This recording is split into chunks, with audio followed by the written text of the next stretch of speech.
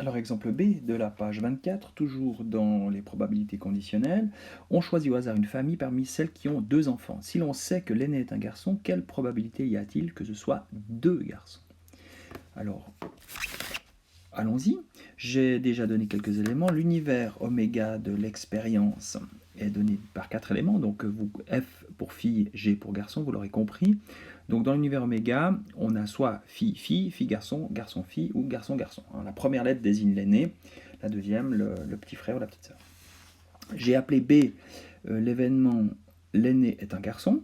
Donc, ça veut dire que si je décris B de manière explicite, j'ai garçon-fille ou garçon-garçon. Et puis l'événement A, c'est garçon-garçon. Alors, si j'utilise la formule, la probabilité de l'événement A sachant B, c'est la probabilité de A inter B divisé par P de B.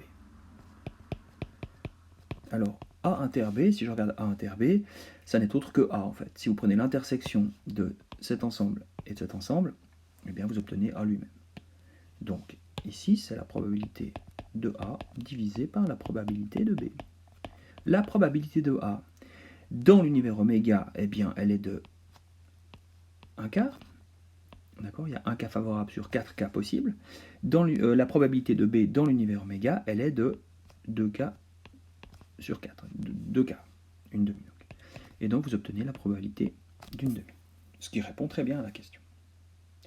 Si j'y vais de manière plus intuitive, je me pose toujours la question, quel est le nouvel univers? Eh bien, le nouvel univers, quel est-il? C'est celui qui conditionne l'expérience. L'aîné est un garçon. Le nouvel univers, c'est B.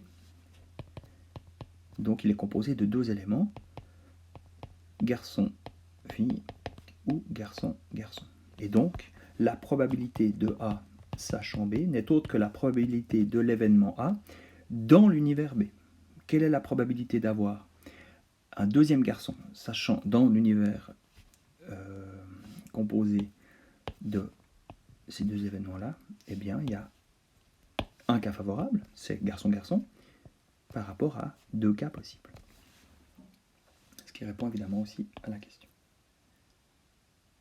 Voilà pour l'exemple B.